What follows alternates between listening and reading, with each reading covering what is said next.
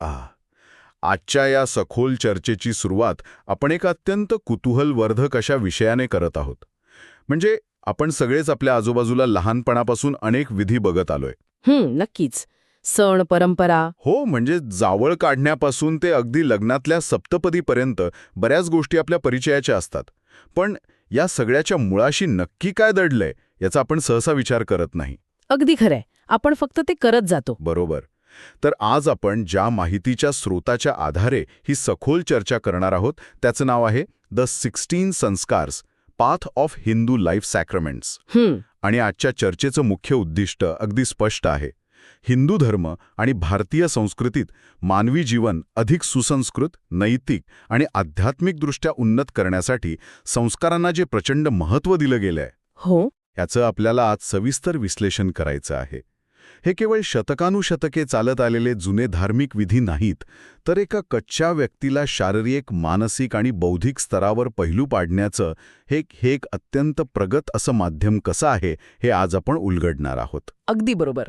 ठीक आहे, आपण हे थोडं सोपं करून समजून घेऊया. म्हणजे संस्कार या शब्दाचा नक्की अर्थ काय घ्यायचा आणि या 16 संस्कारांची संकल्पना मुळात आली कुठून? खरोखरच या चर्चेचा सर्वात महत्त्वाचा आणि पायाभूत मुद्दा आहे. संस्कार या शब्दाचा अत्यंत सरळ आणि सोपा अर्थ सांगायचा झाला तर शुद्धीकरण करणं किंवा एखाद्या गोष्टीला अधिक चांगलं रूप देणं. आपण नेहमी बघतो की खाणीतून जे सोनं मिळतं ते कच्च्या स्वरूपात असतं. बरोबर. त्यावर प्रक्रिया करावी लागते. अगदी. त्यावर प्रक्रिया करून, त्याला तापवून, आकार देऊन मग त्याचे सुंदर दागिने घडवले जातात. मानवी जीवनाचंही अगदी असंच आहे. जन्माला आलेला माणूस हा कच्च्या सोन्यासारखा असतो. त्याला घडवावं लागतं. म्हणजे ते आपोआप घडत नाही ना? आपल्या स्त्रोतानुसार महर्षी गौतम आणि इतर प्राचीन धर्मशास्त्रांमध्ये संस्कारांची संख्या वेगवेगळी सांगितली गेली आहे. काहींनी चक्क 40 संस्कारांचा उल्लेख केलाय. बापरे, 40? हो, तर काहींनी त्याहून कमी. पण जसजसा काळ पुढे गेला आणि मानवी जीवनाची व्यावहारिकता बदलत गेली तसतसे प्रामुख्याने 16 संस्कार, ज्यांना आपण षोडश संस्कार म्हणतो, ते सर्वात लोकप्रिय आणि महत्त्वाचे मानले जाऊ लागले. हे 16 संस्कार म्हणजे जन्मापासून ते मृत्यूपर्यंतच्या मानवी प्रवासातले असे टप्पे आहेत जे माणसाला सातत्याने योग्य दिशा दाखवण्याचं काम करतात. म्हणजे केवळ माणूस म्हणून जन्म मिळाला याचा अर्थ आयुष्य परिपूर्ण झालं असं नाही. ते जाणीवपूर्वक घडवावं लागतं. आणि यातली सर्वात थक्क करणारी गोष्ट म्हणजे या घडवण्याच्या प्रक्रियेची सुरुवात बाळ जन्माला येण्यापूर्वीच होते. हो, अगदी गर्भावस्थेपासून. आपण सहसा असा विचार करतो की बाळ जगात आलं की मग त्याच्यावर संस्कार सुरू होतात. पण इथे तर गर्भावस्थेत असल्यापासूनच आई आणि बाळाच्या आरोग्यासाठी हे संस्कार आखून दिलेत. यातला पहिला संस्कार आहे गर्भादान. बरोबर. आपण एका साध्या उदाहरणाने हे समजून घेऊ. जसं एखादं उत्तम प्रतीचं रोप लावायचं असेल तर आपण फक्त बी फेकून देत नाहीत ना. माती तयार करावी लागते. अगदी. त्याआधी जमिनीची म्हणजेच मातीची योग्य मशागत करतो, तिला खतपाणी देतो. गर्भादान संस्कार हा अगदी असाच आहे जो एका सुदृढ आणि निरोगी संततीसाठी केला जातो. आणि यात सर्वात लक्षवेधी गोष्ट म्हणजे प्राचीन काळातील अभ्यासकांची मानवी शरीर आणि मानसिकतेबद्दलची सखोल समज. ती कशी? गर्भाधान संस्कार हा केवळ एक विधी नाहीये, तर तो मातापित्याच्या शारीरिक आणि त्याहूनही अधिक मानसिक तयारी दर्शवतो. नवीन जीवाला जन्म देणं ही एक मोठी जबाबदारी आहे आणि त्यासाठी पालक मानसिकदृष्ट्या स्थिर असणं आवश्यक आहे. म्हणजे केवळ बायोलॉजिकल प्रोसेस नाहीये ती? अजिबात नाही. त्यानंतर येतो तो पुंसवन संस्कार. हा संस्कार गर्भ सुरक्षित राहण्यासाठी आणि जन्माला येणाऱ्या बाळाच्या उत्तम आरोग्यासाठी केला जातो. ओके. गर्भधारणेच्या काही महिन्यांनंतर जेव्हा गर्भाची वाढ वेगाने होत असते तेव्हा त्याला शारीरिक स्थैर्याची नितांत गरज असते. बरोबर. आणि याच काळात आईच्या मनस्थितीचा बाळावर सर्वात जास्त परिणाम होतो ना, कारण स्रोतामध्ये सीमंतोन्नयन नावाच्या एका संस्काराचा खूप महत्त्वाचा उल्लेख आहे. अगदी बरोबर. आणि हाच तो टप्पा आहे जिथे प्राचीन ज्ञान आणि आधुनिक विज्ञान एकमेकांसमोर उभे राहतात. ते कसं काय? सीमंतोन्नयन हा संस्कार गरोदर स्त्रीला प्रसन्न ठेवण्यासाठी आणि बाळाच्या मानसिक विकासासाठी केला जातो. आजचं आधुनिक वैद्यशास्त्र आणि सायकोलॉजी देखील हेच सांगतं की गरोदरपणात आईची मानसिक स्थिती कशी आहे, ती आनंदी आहे की तणावात आहे. हो, आई जर सतत तणावात असेल तर कॉर्टिसॉलसारखे स्ट्रेस हॉर्मोन्स बाळापर्यंत पोहोचतात. आपल्या प्राचीन धर्मशास्त्रांनी हजारो वर्षांपूर्वी ही गोष्ट ओळखून आईला मानसिकदृष्ट्या सुरक्षित आणि आनंदी ठेवण्यासाठी एक स्वतंत्र संस्कारच निर्माण केला होता. हे खरोखरच विचार करायला लावणार आहे. म्हणजे आईचं हसणं, तिचं आनंदी असणं हे केवळ तिचं वैयक्तिक फिलिंग नाहीये, तर ते एका नव्या पिढीच्या मानसिक आरोग्याचं इन्व्हेस्टमेंट आहे. अगदी योग्य शब्द वापरलात. इन्व्हेस्टमेंटच आहे ती. हे खरंच खूप लॉजिकल वाटतं. म्हणजे जन्माआधीची तयारी तर झाली, पण खरं आव्हान सुरू होतं ते बाळ जगात आल्यावर, बरोबर? हो, तिथे एक नवीन टप्पा सुरू होतो. तिथे नेमके कोणते संस्कार येतात? कारण बाळ जन्माला आल्यावर लगेचच जातकर्म केलं जातं, हे आपण वाचलंय. हो, जातकर्म हा जन्मानंतरचा पहिला शास्त्रोक्त विधी आहे, ज्याद्वारे एका नव्या जीवाचं या जगात अधिकृतपणे स्वागत केलं जातं. त्याला मधाचं किंवा तुपाचं बोट लावलं जातं. त्यानंतर येतो तो नामकरण विधी. बारसं. बरोबर. बाळाचं नाव ठेवणं हा सोहळा आजही आपल्याकडे खूप आवडीने आणि उत्साहात साजरा केला जातो. पण नामकरण हे केवळ ओळख निर्माण करण्यासाठी नाहीये. मग अजून काय उद्देश असतो त्यामागे? नावाचा आणि व्यक्तीच्या सायकोलॉजीचा खूप जवळचा संबंध असतो. एखादं अर्थपूर्ण नाव त्या व्यक्तीच्या संपूर्ण आयुष्यावर, तिच्या स्वतःकडे बघण्याच्या दृष्टिकोनावर कसा प्रभाव टाकतं हे यातून स्पष्ट होतं. म्हणजे सेल्फ इमेज तयार होते. अगदी. हे अगदी पटण्यासारखं आहे. पण नामकरणानंतरचा जो संस्कार आहे ना, निष्क्रमण, त्याबद्दल मला खरंच खूप उत्सुकता आहे. निष्क्रमण म्हणजे बाळाला पहिल्यांदा घराबाहेर आणून सूर्यप्रकाश आणि निसर्गाच्या सानिध्यात ठेवणं. आता हे ऐकायला खूप सामान्य वाटतं. हो, वाटतं तसं. आपण सगळेच लहान मुलांना बाहेर फिरायला नेतो, पण विचार करा, बाळाला पहिल्यांदाच सूर्याचं दर्शन घडवणं, त्याला मोकळी हवा मिळवून देणं, या साध्या वाटणाऱ्या क्रियेला आपल्याकडे चक्क एका संस्काराचं रूप दिलं गेलंय. जर आपण याला व्यापक दृष्टिकोनातून पाहिलं तर हे केवळ एक प्रतिकात्मक दर्शन नाहीये. हे आधुनिक बालरोगशास्त्रातील अत्यंत महत्वाचे माइलस्टोन्स आहेत. Paediatric milestones. बरोबर. हो. बाळ जन्मानंतर सुरुवातीचे काही महिने घराच्या सुरक्षित आणि नियंत्रित वातावरणात असतं. निष्क्रमण संस्काराच्या माध्यमातून बाळाला पहिल्यांदाच बाह्य जगाशी, निसर्गाशी आणि सूर्यप्रकाशाशी जोडलं जातं. आणि याचं सायंटिफिक महत्व काय? वैज्ञानिकदृष्ट्या सांगायचं तर सूर्यप्रकाश हा जीवनसत्वाचा म्हणजे व्हिटॅमिन डीचा सर्वात मोठा आणि नैसर्गिक स्रोत आहे, जो बाळाच्या हाडांच्या बळकटीसाठी अत्यावश्यक असतो. दुसरं म्हणजे बाह्य वातावरणाशी संपर्क आल्यामुळे बाळाची रोगप्रतिकारक शक्ती खऱ्या अर्थाने विकसित व्हायला सुरुवात होते. म्हणजे इम्युनिटी. बाळाला बाहेरील जंतूंचा हलकासा एक्सपोजर मिळणं गरजेचं असतं, जेणेकरून त्याची इम्युनिटी तयार होईल. हे तर अगदी आजच्या वॅक्सिनेशनच्या संकल्पनेसारखंच वाटते. अगदी तसंच. त्यानंतर येतो तो अन्नप्राशन संस्कार. साधारणपणे 6व्या महिन्यात बाळाला पहिल्यांदा घन आहार म्हणजेच अन्न दिलं जातं. यातही सायन्स आहेच. हो, कारण वैद्यकीय दृष्ट्याही 6व्या महिन्यापर्यंत बाळाला केवळ आईचं दूध देण्याचा सल्ला दिला जातो. बरोबर. त्यानंतरच त्याची पचनसंस्था घन आहार पचवण्यासाठी तयार झालेली असते. अगदी बरोबर. पचनसंस्थेत आवश्यक ते एन्झाईम्स तयार होण्याची ती वेळ असते. अन्नप्राशनानंतर बालपणातील आणखी 2 अतिशय परिचयाचे संस्कार येतात. कोणते? चौल, ज्याला आपण जावळ काढणं म्हणतो, आणि कर्णवेध म्हणजे कान टोचणं. चौल संस्कारात बाळाचे पहिल्यांदा केस कापले जातात. हे डोक्याची स्वच्छता राखण्यासाठी आणि उष्णतेचं संतुलन राखण्यासाठी महत्वाचं मानलं गेलंय. थांबा, म्हणजे आपण जे लहान मुलांचे कान टोचतो ते फक्त सोन्याच्या बाळ्या किंवा दागिने घालण्यासाठी नाहीये? नाही, अजिबात नाही. त्यामागे खरंच काही सायन्स आहे. कारण आजही आपण कर्णवेध करतो, पण बहुतेकांना वाटतं की फक्त एक जुनी परंपरा आहे. नाही, त्यामागे अत्यंत प्रगत असं विज्ञान आहे. कर्णवेध हा संस्कार केवळ सौंदर्यासाठी नक्कीच नाही. प्राचीन ॲक्युप्रेशर शास्त्र आणि नाडीशास्त्रानुसार कानाच्या पाळीवर असे काही विशिष्ट बिंदू असतात जे दाबले गेल्यामुळे किंवा तिथे छेद दिल्यामुळे मेंदूच्या आणि शरीराच्या अनेक मज्जातंतूंना चालना मिळते. अच्छा. यातून बाळाच्या श्रवणशक्तीचा विकास होतो. एवढंच नाही तर काही विशिष्ट आजारांपासून संरक्षण मिळून रोगप्रतिकारक शक्ती वाढण्यासही मदत होते, असं या शास्त्रात सांगितलं आहे. म्हणजे बघा, हे सगळे संस्कार बाळाच्या शारीरिक वाढीच्या आणि आरोग्याच्या दृष्टीने एक अत्यंत सुरक्षित कवच निर्माण करण्याचं काम करत असतात. आणि इथेच हा विषय खऱ्या अर्थाने रंजक होतो. कसं काय? कारण आतापर्यंत आपण जे संस्कार पाहिले ते बाळाची शारीरिक वाढ, त्याचं आरोग्य, त्याची इम्युनिटी यावर लक्ष केंद्रित करत होते. पण माणूस म्हणजे फक्त शरीर नव्हे ना, माणसाला इतर प्राण्यांपासून वेगळी करणारी जी सर्वात महत्त्वाची गोष्ट आहे ती म्हणजे बुद्धी आणि ज्ञान. अगदी बरोबर. आता फिजिकल माइलस्टोन्स पूर्ण झाल्यावर या बुद्धीच्या विकासाचा टप्पा सुरू होतो.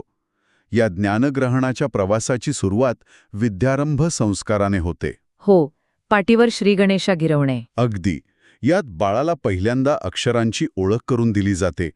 पाटीवर किंवा वाळूत अक्षरे गिरवून शिक्षणाचा श्रीगणेशा केला जातो.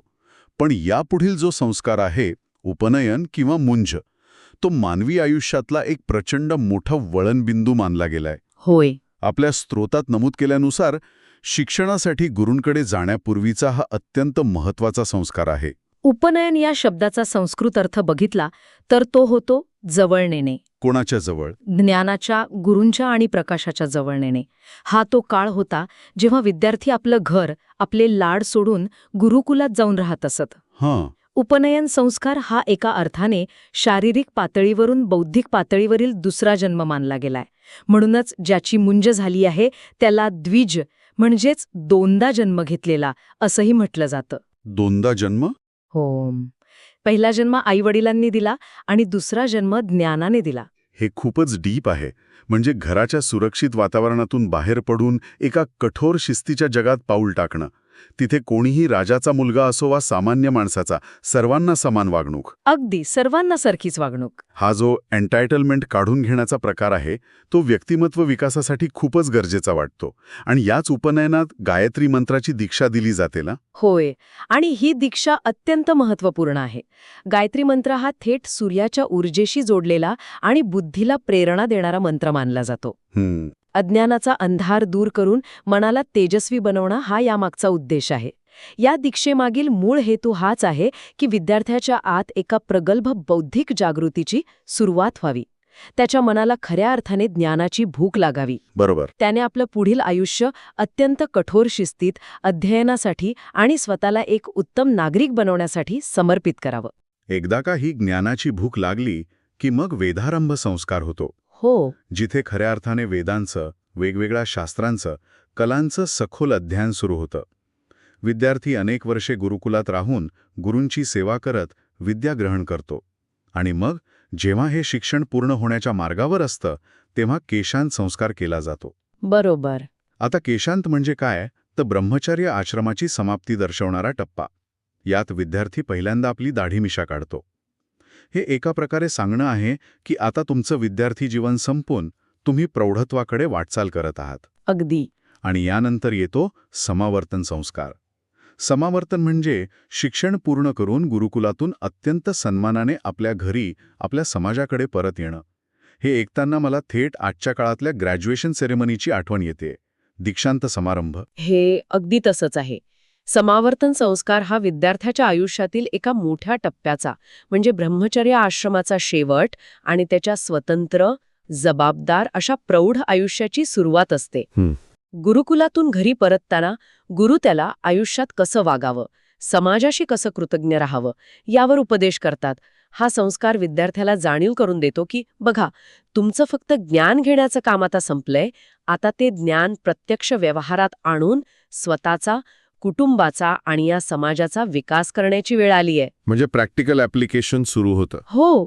त्याला आता स्वतःची जबाबदारी स्वतः घ्यायची असते.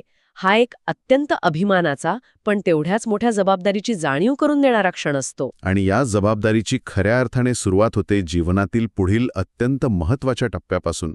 आपण आता या प्रवासाच्या उत्तरार्धाकडे म्हणजे गृहस्थाश्रम आणि मानवी जीवनाच्या अंतिम सत्याकडे वळत आहोत. समावर्तन संस्कारानंतर तरुण घरात परततो आणि मग सुरू होतो मानवी जीवनाचा सर्वात मध्यवर्ती आणि गाभा मानला गेलेला टप्पा, तो म्हणजे विवाह संस्कार. हो. आता गंमत बघा, आजच्या काळात आपण विवाहाकडे कसं बघतो. दोन व्यक्तींचं एकत्र येणं, प्रेमाची परिणिती किंवा फार तर दोन कुटुंबांचं मिलन. पण आपल्या स्रोतात स्पष्ट केल्यानुसार प्राचीन काळात विवाहाचा उद्देश अत्यंत उदात्त आणि खूप जास्त व्यापक होता. अगदी. विवाह म्हणजे केवळ एकत्र येणं नव्हे, तर योग्य मार्गाने उपजीविका करण्यासाठी आणि समाजाचं ऋण फेडण्यासाठी गृहस्थाश्रमात प्रवेश करणं. यावरून एक अत्यंत महत्वाचा प्रश्न निर्माण होतो. विवाह हा केवळ वैयक्तिक आनंदाचा आणि सोयीचा विषय आहे, की ती एक खूप मोठी सामाजिक जबाबदारी आहे? हा विचार करण्यासारखा प्रश्न आहे. प्राचीन भारतीय विचारधारेत विवाह संस्काराला निव्वळ एक कॉन्ट्रॅक्ट न मानता सामाजिक जबाबदारी म्हणून पाहिलं गेलं आहे. जेव्हा एखादी व्यक्ती जन्म घेते तेव्हा ती समाजाची, निसर्गाची आणि आपल्या पूर्वजांची ऋणी असते. गृहस्थाश्रमात प्रवेश करून, योग्य मार्गाने पैसे कमवून, दानधर्म करून, समाजातील इतर घटकांना मदत करून आणि एका चांगल्या पुढच्या पिढीला जन्म देऊन व्यक्ती हे ऋण फेडत असते. म्हणजे परतफेड करणं. हो, विवाह हा संस्कार दोन व्यक्तींना एकत्र बांधून त्यांना समाज नावाच्या मोठ्या रथाची दोन भक्कम चाकं बनवतो. म्हणजे गृहस्थाश्रम हा असा आश्रम आहे ज्यावर बाकीचे सगळे अवलंबून आहेत. कारण जो ब्रह्मचारी आहे तो कमवत नाही, जो संन्यासी आहे त्याने सर्व सोडलंय. बरोबर. मग ह्या समाजाचा आर्थिक आणि सामाजिक गाडा ओढणार कोण? तर हा गृहस्थ. यात एकमेकांविषयीचा आदर, त्याग आणि संपूर्ण कुटुंबाचीच नाही तर समाजाची जबाबदारी पेलण्याची तयारी अपेक्षित असते. अगदी बरोबर. गृहस्थाश्रम हा इतर सर्व आश्रमांचा म्हणजे ब्रह्मचर्य, वानप्रस्थ आणि संन्यास या सर्वांचा मुख्य आधार मानला गेलाय. हा गृहस्थच असतो जो समाजाचं पालनपोषण करत असतो. गृहस्थाश्रमाची ही मोठी जबाबदारी पार पाडत माणूस आपलं संपूर्ण आयुष्य व्यतीत करतो. तो कुटुंबासाठी, समाजासाठी आपलं कर्तव्य निभावतो आणि मग सरतेशेवटी या सर्व प्रवासाचा, या सर्व संस्कारांचा एक अंतिम टप्पा येतो. अंत्येष्टी. हो, तो म्हणजे अंत्येष्टी संस्कार. मृत्यूनंतर केला जाणारा हा शेवटचा संस्कार आहे. जन्मपूर्व गर्भाधानापासून सुरू झालेला हा 16 संस्कारांचा प्रवास आता इथे लिहून थांबतो. शेवटी येतो तो अंत्येष्टी संस्कार. म्हणजे बघा, मृत्यू हे जरी मानवी आयुष्यातलं अंतिम सत्य असलं तरी आपल्याकडे त्याला फक्त शेवट किंवा फुलस्टॉप मानलं नाहीये. नाही, अजिबात नाही. तर तो एक पुढचा प्रवास मानला गेलाय. अंत्येष्टी संस्काराद्वारे अत्यंत आदराने आणि शांततेत मृत शरीराला निरोप दिला जातो. यात जी भावना आहे ती खूपच फिलॉसॉफिकल आहे. होय, आणि ही फिलॉसॉफी पंचमहाभूतांशी जोडलेली आहे. कशा प्रकारे? अंत्येष्टी हा संस्कार मानवी जीवनातील शाश्वत सत्य दर्शवतो. आपलं हे शरीर जल, वायू, अग्नी, पृथ्वी आणि आकाश या 5 घटकांचं म्हणजेच पंचमहाभूतांचं बनलेलं असतं. अंत्येष्टीच्या माध्यमातून, विशेषतः दहनाद्वारे, हे शरीर पुन्हा त्याच पंचतत्वात विलीन होतं जिथून ते आलं होतं. राखेतून आलो आणि राखेतच मिसळणार. अगदी. निसर्गातून घेतलेली गोष्ट पुन्हा निसर्गाला अत्यंत आदराने परत केली जाते. हा संस्कार केवळ जाणाऱ्यासाठी नसून जे मागे राहतात त्यांच्यासाठीही एक खूप मोठी आणि कठोर शिकवण असते की या जगात कोणतीही गोष्ट शाश्वत नाहीये. बरोबर आहे. आणि म्हणूनच जे काही मर्यादित आयुष्य आपल्याला मिळालं आहे ते योग्य संस्कारांनी आणि सत्कर्माने जगणं किती महत्वाचं आहे याची ही शेवटची आठवण असते. तर या सगळ्याचा नेमका अर्थ काय होतो? या 16 संस्कारांच्या यादीकडे आपण फक्त कुठल्यातरी जुन्या धार्मिक पुस्तकातले एक पान म्हणून बघायचं का? नक्कीच नाही. नाही. अच्छा, या सखोल चर्चेतून एक गोष्ट अगदी स्पष्ट होते की हे 16 संस्कार म्हणजे केवळ काही मंत्र आणि विधींची जंत्री नाहीये. ते मानवी व्यक्तिमत्वाला पैलू पाडण्याचं अत्यंत प्रभावी आणि सायकोलॉजिकल तंत्र आहे. हो, एक प्रोसेस आहे ती. जसे एखाद्या दगडातनं सुंदर मूर्ती घडवताना शिल्पकाराचा प्रत्येक घाव महत्वाचा असतो, तसंच हे संस्कार मानवी जीवनाला आकार देतात. या सर्व प्रक्रियेतून व्यक्तीमध्ये अगदी लहानपणापासूनच शिस्त, मोठ्यांचा आदर आणि समाजाप्रती असलेल्या आपल्या जबाबदारीची खोल जाणीव कशी निर्माण होते हे आज आपण पाहिलं. जन्मापासून ते मृत्यूपर्यंत माणसाने कुठेही भरकटू नये, त्याला आयुष्याच्या प्रत्येक वळणावर एक योग्य मार्गदर्शन मिळावं यासाठी तयार केलेली ही एक अतिशय परिपूर्ण व्यवस्था आहे. ही व्यवस्था माणसाला कधीच एकटं पडू देत नाही. प्रत्येक स्थित्यंतराच्या वेळी, मग तो जन्म असो, शिक्षणाची सुरुवात असो, तारुण्यातला प्रवेश असो किंवा लग्नाची जबाबदारी असो, त्याला जाणीव करून दिली जाते की तो या विश्वाच्या एका खूप मोठ्या साखळीचा भाग आहे. बरोबर. या संस्कारांमुळे मानवी जीवनाला एक निश्चित अर्थ आणि उद्देश प्राप्त होतो. ही एक अशी विचारपूर्वक केलेली रचना आहे जी व्यक्तीच्या शारीरिक आरोग्यापासून ते त्याच्या मानसिक आणि आध्यात्मिक विकासापर्यंत सर्वच पातळ्यांवर लक्ष ठेवते आणि त्याला घडवते. या संपूर्ण प्रवासाचा विचार करताना आजच्या आपल्या या सखोल चर्चेच्या शेवटी एक अत्यंत वेगळा आणि विचार करायला लावणारा मुद्दा समोर येतो. आपण पाहिलं की प्राचीन काळी मानवी जीवनातील प्रत्येक नव्या वळणासाठी हे 16 टप्पे आखून दिले होते. आजच्या भाषेत सांगायचं तर हे संस्कार म्हणजे मानवी जीवनाचे ऑपरेटिंग सिस्टम अपडेट्स होते. OS updates. खूप छान तुलना आहे. हो ना, जसा आपल्या मोबाईलचा नवीन अपडेट आल्यावर सिस्टम अधिक चांगली होते, जुने बग्स निघून जातात आणि फोन नव्या आव्हानांसाठी, नव्या ॲपसाठी तयार होतो, तसंच हे संस्कार माणसाला आयुष्याच्या नव्या टप्प्यासाठी, नव्या जबाबदारीसाठी मेंदूतून आणि शरीरातून अपडेट करत असतात. अगदी बरोबर. पण आज विचार करा, आजच्या या धावपळीच्या आणि इन्फॉर्मेशन ओव्हरलोडच्या आधुनिक युगात आपण जीवनातील हे महत्त्वाचे बदल कोणत्याही स्पष्ट संस्कारांविना किंवा अर्थपूर्ण टप्प्यांविनाच पार पाडत आहोत का? आपण बालपणातून तारुण्यात जातो, शिक्षणातून थेट नोकरीच्या आणि जबाबदारीच्या जगात प्रवेश करतो, पण त्यासाठी ती पूर्वीसारखी ठोस मानसिक तयारी आपण करत आहोत का? हा एक महत्वाचा प्रश्न आहे. हे जे आयुष्यातले ट्रान्झिशन्स आहेत ते आजकाल खूपच अस्पष्ट झालेत असं नाही वाटत? आणि जर असं असेल तर आजच्या काळात माणसाला मानसिक आणि सामाजिक स्थैर्य देण्यासाठी या प्राचीन संकल्पनेचं आधुनिक रूप नेमकं कसं असायला हवं? हे अपडेट्स आज आपण स्वतःला कसे देऊ शकतो? हा एक असा प्रश्न आहे जो आपल्या सर्वांना स्वतःच्या आत नक्कीच डोकावून पाहायला भाग पाडेल. याच विचार करायला लावणाऱ्या प्रश्नासोबत आजची ही सखोल चर्चा आपण इथेच थांबूया. पुढच्या वेळी असाच एक नवीन विषय घेऊन पुन्हा भेटू. तोपर्यंत स्वतःला अपडेट करत रहा.